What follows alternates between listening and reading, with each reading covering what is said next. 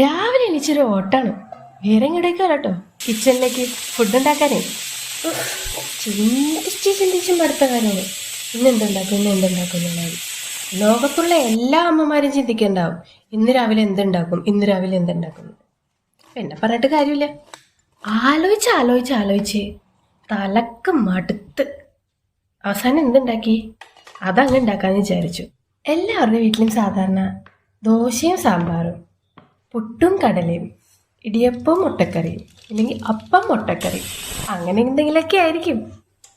ഇവിടെ എൻ്റെ വീട്ടിൽ നേരെ തിരിച്ചാ. ഞാൻ കുറച്ച് വെറൈറ്റി പിടിച്ചു. ദോശയും കടലക്കറിയും ബെസ്റ്റ് കോമ്പിനേഷൻ അല്ലേ?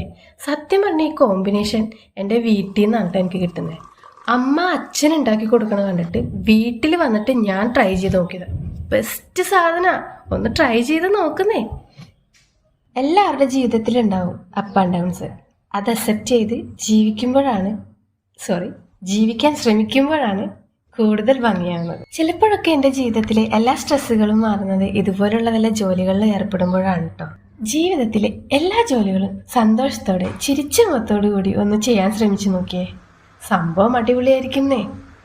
കേട്ടിട്ടില്ലേ, ജീവിതം ഒരു പുഴ പോലെയാണ്, അതങ്ങ് ഒഴുകിക്കൊണ്ടേയിരിക്കും. അതിൻ്റെ കൂടെ ഒഴുകാൻ ശ്രമിക്കുമ്പോഴാണ് അതിൻ്റെ ഭംഗി മനസ്സിലാകുന്നത്.